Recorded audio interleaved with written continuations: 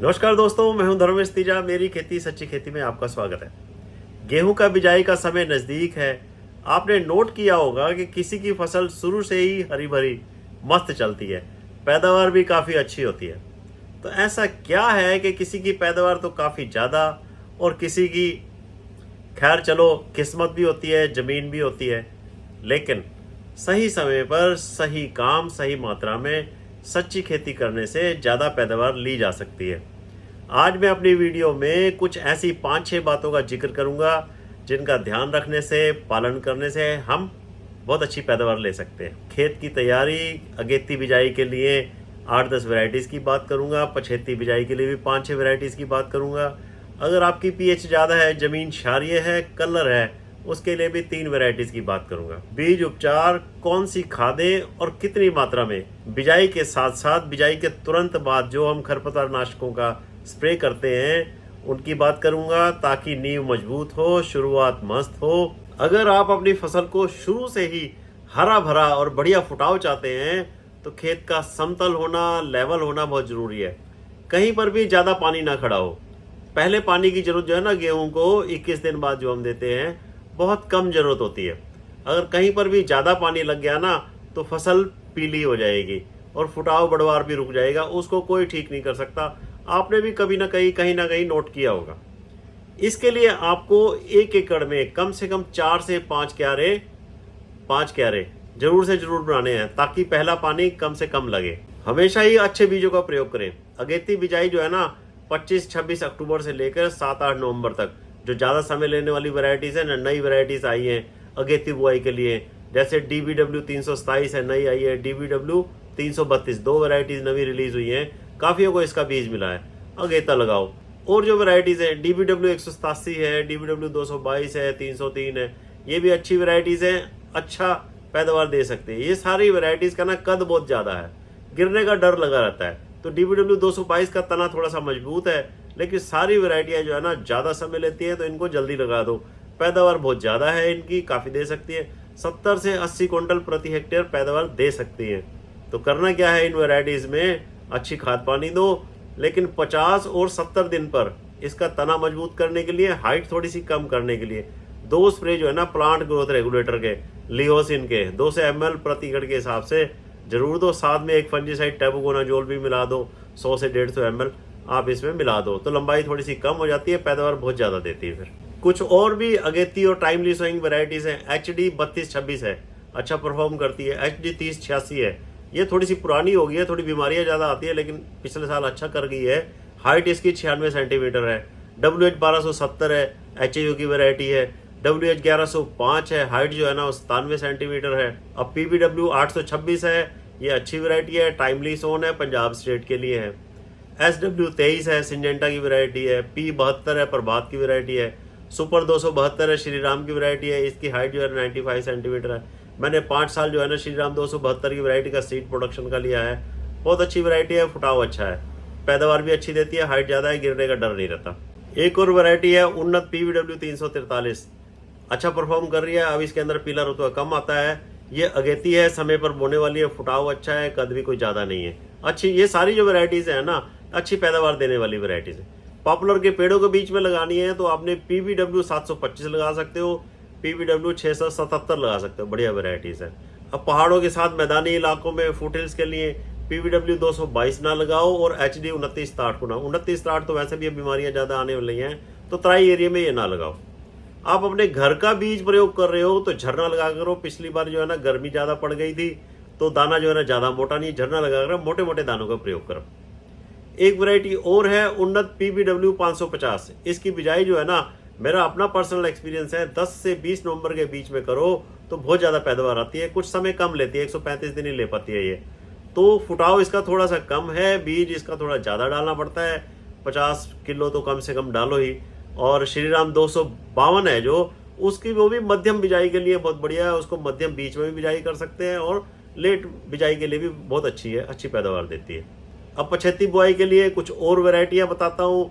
श्री राम 252 जैसे मैंने बता दी, मध्यम और लेट बिजाई के लिए दिसंबर तक बिजाई कर सकते हैं। इसके अंदर पीला रुतबा कम आता है और फुटाव काफ़ी ज़्यादा है।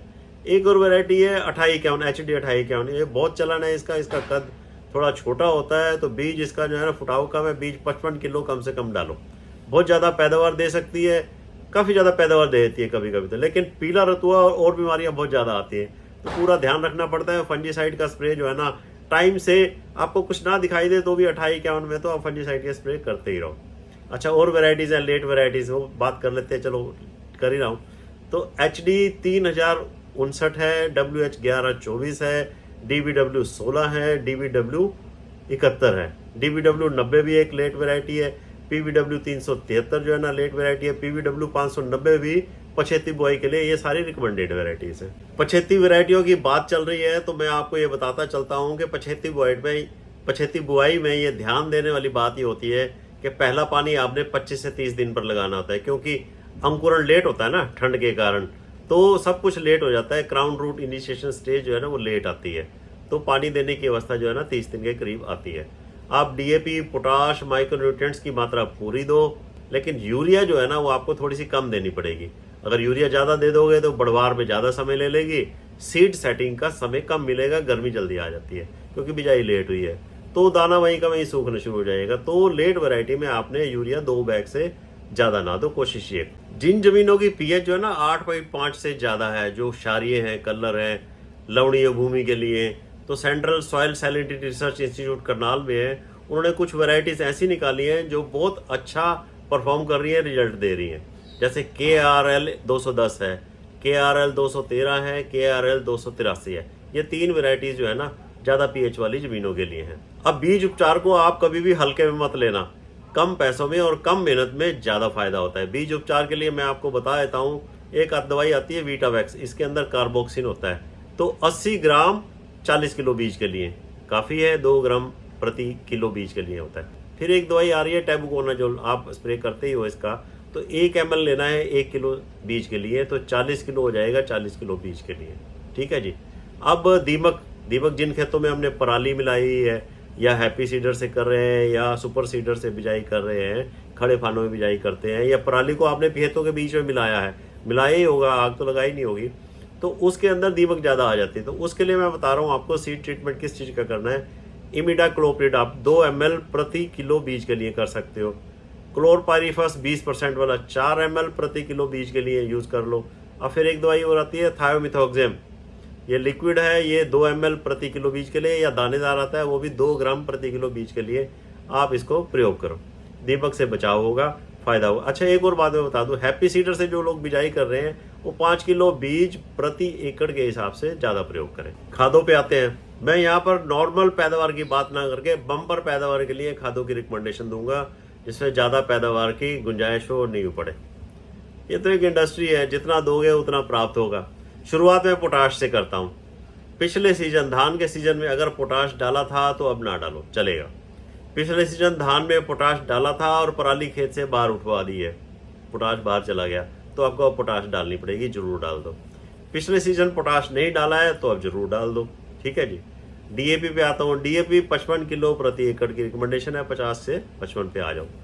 यूरिया जो है 2.5 से 3 बैग प्रति एकड़, क्योंकि आधा बैग तो जो पराली को गलाने में ही लग जाता है, शुरू में रिक्वायरमेंट होती है, और 1 बैग जो है ना आपने सिंगल सुपर फास्फेट भी डाल दो। अब DAP की थोड़ी सी शॉर्टेज चल रही है, मान लो DAP आप कम डाल पाते हो, पूरा नहीं डाल पाते, तो उसका भी एक तोड़ बता देता हूँ चलते चलते। करना क्या है, आपने 1 किलो पोटाश ले लो, ये जो बीरो पोटाश आता है जो 60% वाला, यही ले लो। 2 किलो DAP और 1 किलो यूरिया। DAP को 1 दिन पहले घोल लो, 2-3 बार हिलाना पड़ता है, तब जाके खुलता है, फिर इसको छान लो, फिर इन तीनों का मिश्रण का एक स्प्रे कर दो। कब? 25 से 30 दिन की फसल हो, जब पत्तों से खेत भर जाए, तो कुछ पूर्ति DAP की हो जाएगी। अब सिंगल सुपर फास्फेट की भी थोड़ी सी बात कर लेता हूँ। इसके अंदर क्या होता है, देखो जो 19% तो कैल्शियम मिल जाता है आपको, कैल्शियम नाइट्रेट डालने की जरूरत नहीं पड़ेगी, महंगा होता है। 11% सल्फर मिल रहा है आपको, और 16% फास्फोरस होता है इसके अंदर, जो DAP में 46% होता है। अब रेट इसका 550 रुपये प्रति बैग है, ये अच्छी कंपनी का। अब न्यूट्रिएंट्स देखें तो सस्ता लगता है और काम बहुत ज़्यादा करता है।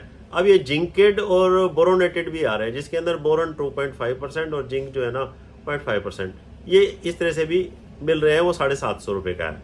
पर लेना तसल्ली बख्श कंपनी का, कुछ ना कुछ गड़बड़ आ रही है इसके अंदर, ये ध्यान आपको करना है, काम बहुत अच्छा कर रहा है। अगर आप सिंगल सुपर फास्फेट डाल रहे हो तो DAP का आप 50 किलो कर सकते हो, 55 ना डालो प्रति एकड़ के हिसाब से, और सल्फर भी ना डालो, क्योंकि सल्फर तो एसएसपी से ही मिल रहेगा। और अगर आप एसएसपी नहीं डाल रहे हो तो फिर सल्फर भी डाल दो बिजाई के समय। 10 किलो बेंटोनेट, जो दाल जैसी होती है ना, दानेदार होती है, वो 10 किलो के करीब डाल दो। इसके अंदर क्या होता है, जब जब इसको पानी लगेगा तब तक ये घुल के स्लो रिलीज होता है, लंबे समय तक मिलता रहता है, आस्ता आस्ता मिलता रहता है, तो ये ज़्यादा बेटर रहेगा। अगर आप वो नहीं डाल पाते दाल वाला, तो आप 80% वाला, 90% वाला 3 किलो सल्फर जो है ना, वो पहले पानी से पहले डाल दो भारी ज़मीन में, या फिर हल्की ज़मीन है तो पहला पानी दे के गीली पत्थर के ऊपर तब डाल दो। 3 किलो प्रति एकड़ आप डाल दो तो बहुत ज़्यादा फसल मिलने के चांस हो जाते हैं। अब गेहूं की फसल में ना मंडूसी गुलिंडा ना जिद्दी हो गया है, कंट्रोल नहीं हो रहा है, तो 3 दवाइयाँ मार्केट में आई हैं। उनके अंदर पायरोक्सासल्फान होता है 85 WG, 60 ग्राम की डोज होती है 1 एकड़ के लिए। मोमीजी के नाम से आ रहा है, जिदुआ के नाम से आ रहा है, और अवकीरा के नाम से आ रहा है। थोड़ी उनकी बात कर लेता हूँ क्योंकि महंगी है, और हमने बिजाई से 0 से 72 घंटे के अंदर, 3 दिन के अंदर अंदर हमने इनको स्प्रे करना होता है। 200 लीटर पानी जरूरी है स्प्रे करने के लिए, ठीक है जी। तो खेत को अच्छी तरह से तैयार कर लो, पराली और मोटे मोटे डले मिट्टी के ना हो इसके अंदर, क्योंकि ये ना मिट्टी के ऊपर काम करता है, उससे कांटेक्ट में आकर तभी काम करती है दवाई। तो अगर पराली पड़ी होगी या मोटे डले पड़े होंगे, उसके नीचे से मंडूसी उग सकती है, उसको ये नहीं रोक पाएगा। जब तक नमी रहेगी, मान लो 7-8 दिन नमी रहती है, ये काम करता रहता है। तो जो मंडूसी ने उगना होता है शुरू में, उसको रोकता है। फिर हमने इसको पानी 20-21 दिन पर पानी जरूर देना है। ये पानी देने से फिर एक्टिव हो जाएगा। पानी फिर इसमें थोड़ा कम देना है, फिर बात वहीं आगे भी, क्यारे छोटे होंगे तो पानी भी कम होगा, दवाई का ज़्यादा रिजल्ट मिलेगा। अब अवकीरा में जो पायरोक्सासल्फान 85 WG 60 ग्राम तो है ही, लेकिन साथ में 2 लीटर कंपनी ना पेंडेमेथिलिन का भी स्प्रे करवा रही है। पेंडेमेथिलिन जो है ना, वो प्री एमरजेंस पीले रंग की दवाई होती है, प्री एमरजेंस है, एक परत सी बना देती है, तो चौड़े पत्ते हो या मंडूसी हो, निकलने में तकलीफ होती है। लेकिन इसके लिए वत्तर बहुत ज़्यादा चाहिए, गीलापन बहुत ज़्यादा चाहिए। गेहूं की बिजाई में मुझे नहीं लगता ऐसा कि हम इतनी गीली वत्तर के ऊपर हम इसको बिजाई करते हैं ताकि पेंडेमेथिलिन ज़्यादा काम कर सके। तो मुझे नहीं लगता कि पेंडेमेथिलिन मिलाने का फ़ायदा ज़्यादा होगा। सिर्फ पायरोक्सासल्फान करें, उससे भी जो काम बनना होगा तो तभी बन जाएगा। अब तीनों खरपतवार नाशकों को बिजाई के 3 दिन के अंदर अंदर, अब 0 से 72 घंटे के अंदर स्प्रे करो, और फिर 20-21 दिन के पर पहला पानी जरूर लगाएं, क्योंकि ये दवाई पानी में फिर एक्टिवेट हो जाएगी। महंगी दवाई है, इसलिए मैं थोड़ा सा डिटेल ये ले लिया है। बातें तो आपसे बहुत सारी करनी है, वीडियो लंबी होती जा रही है। वीडियो को अंत तक देखने के लिए धन्यवाद। बाकी बातें जो है ना आगे किसी दूसरी वीडियो में करूँगा। Thank you.